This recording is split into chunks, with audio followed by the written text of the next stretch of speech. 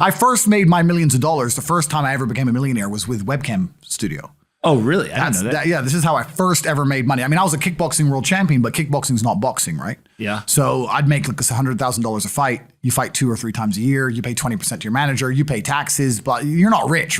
So you get like 30 to 40% of the money. Yeah. And I didn't consider myself rich, like 30, 40 grand chunks, twice a year, maybe 3 times a year, living in London.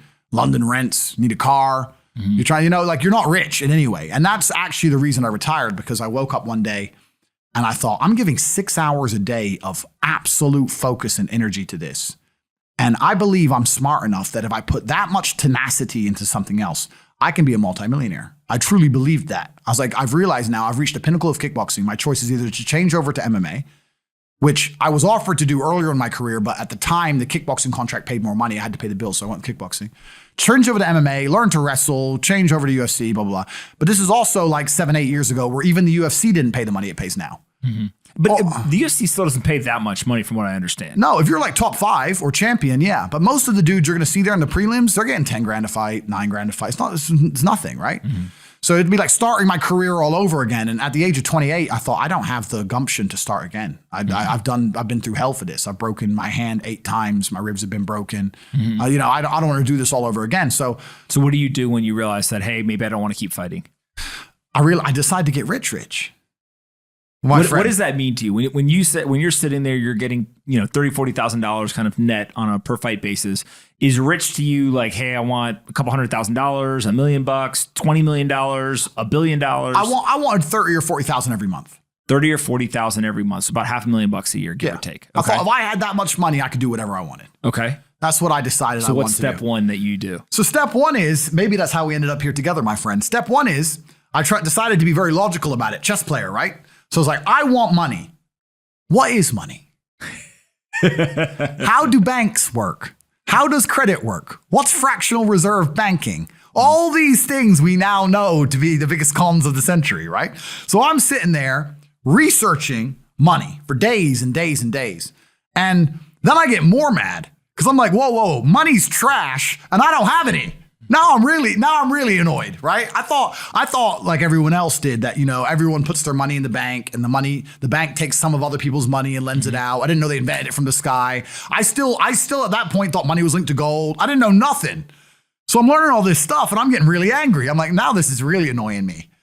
So anyway, I had a piece of paper there and I'm in my research phase and it start writing down some dude on YouTube. I don't know who he was, some dork. He was a pro gold guy. This is before, maybe Bitcoin was probably around then, but like early. He was a pro gold guy saying buy gold, buy gold, buy gold.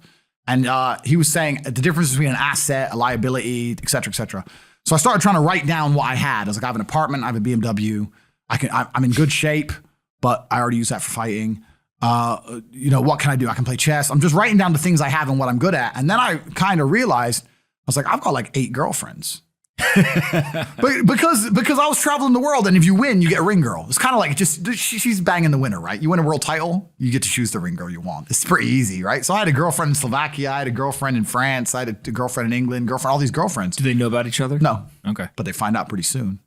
So I had all these girlfriends, so I'm like, maybe I could open a strip club and like be a pimp, and, be a gangster about it, And then that opening strip club that's literally the first thing you thought about was open a strip club? Well, I thought I have these beautiful girls. How can this is before like Twitch existed. So I was like, what can I do with these hot girls? I was like, it's just an asset, right? There's these girls and a lot of them were messaging me. They thought I was this millionaire world champion. They all wanted to come London, live with me and thought I was a big boy millionaire and all this stuff. So it's like they do because of social media. Well, partially because of that. And also because they met me. I turn up, I fight, I win the world title, I leave. We're texting each other. They assume I'm this big boy, right? So I'm kind of like, what am I going to do? What am I going to do? I thought, man, I investigated strip clubs, way too much money. But this asset class of beautiful women was kind of on my mind for a few days. And then by absolute coincidence, I stumbled upon somewhere on the internet. I was on one of those websites where you used to download like free games and bullshit from.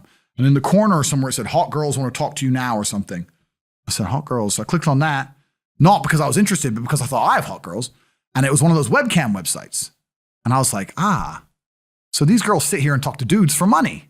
So I'm going to get my girls to And they're naked. They're just talking. How does it work? It's 50-50. I mean, it depends on the girl, depends what she wants to do. But the majority of the job is not based around being naked. The majority of the job is based around being entertaining and being easy to talk to. And the guys who are talking to you need to find you, that you need to remember their name, remember their dog's name. You have to be smart. You can't just be a girl and be a bimbo and be naked and make money. You have to be really smart, charming, interesting, happy all the time, positive. Mm-hmm.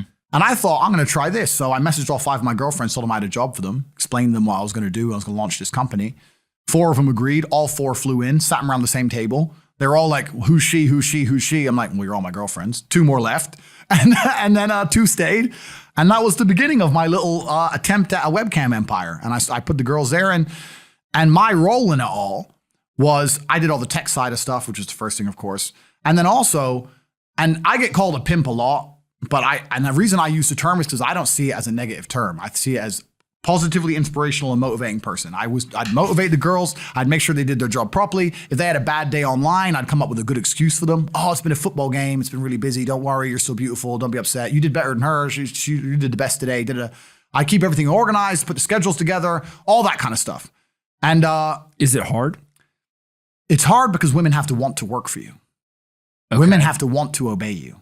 That's what's hard. And you don't do that. This is one of the biggest misconceptions. I really want to clear this up. People in the movies and stuff, pimps are like aggressive, mean men.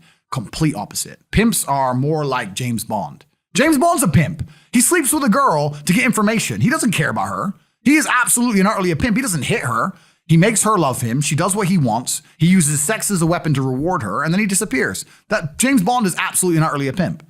So I say pimp because everyone calls me a pimp online, tries to go, haha, you're a pimp, they're going to get offended. It's like, no, beautiful women wanted to work for me, and they wanted to work for me because I displayed supreme competence. And they knew if they worked for me, they'd make a lot of money. So whenever I was out, I'd meet a waitress and say, well, look, you're working 10 hours a day for pennies. You can work 10 hours a day for me, make 10 grand a month, 20 grand a month. And over time, I just built up this big little empire of webcam girls. At one point, I had 4 locations, 75 girls working for me. And I was doing. And we say locations, like, explain what goes into a location. I just rent houses. All right. So you rent a house, and in the house, you just literally, hey, go live here. There's like technology set up. Yeah. And then you can basically just sit in front of the computer and literally be on the other end of one of these webcams. Yeah. And guys are paying by the minute, by the hour, whatever, to talk to you. Yeah. It's their choice whether they are doing it fully clothed, just talking, getting naked, whatever, and then you're taking some cut of it. Yeah, basically. So I had girls who would live in the house, and that was pretty impressive. I just broke down the webcam business. Bang, you done it, man. You nailed it. No background information. Yeah, you nailed it. You nailed it. You nailed it. So the girls who lived in the house would have set amount of hours they want to do, and then we'd have rooms that they could book in and do X amount of hours. A girl could come and do 1 a week or whatever. We'd have rooms they could share. And then, very much exactly like you said. They'd go online, they'd do their hours, they'd have their regular customers, they'd get their money. And then I'd take around half of the money, around 50%. You take 50%. Around 50%. Okay. Is that high or low compared to the rest of the industry? I'll tell you why it's very low. It's low because every time a girl would quit and try and do it by herself, she'd make a fraction of the money overall because she hasn't got the instruction. She hasn't got the motivation. She's just lazy with it, right? And women have a very different mentality to money than men. If you show a woman how to make $1,000 in an hour, she'll think, I only have to work an hour a week. Whereas if you show a man how to make $1,000 an hour, he thinks, I can make $18,000 a day.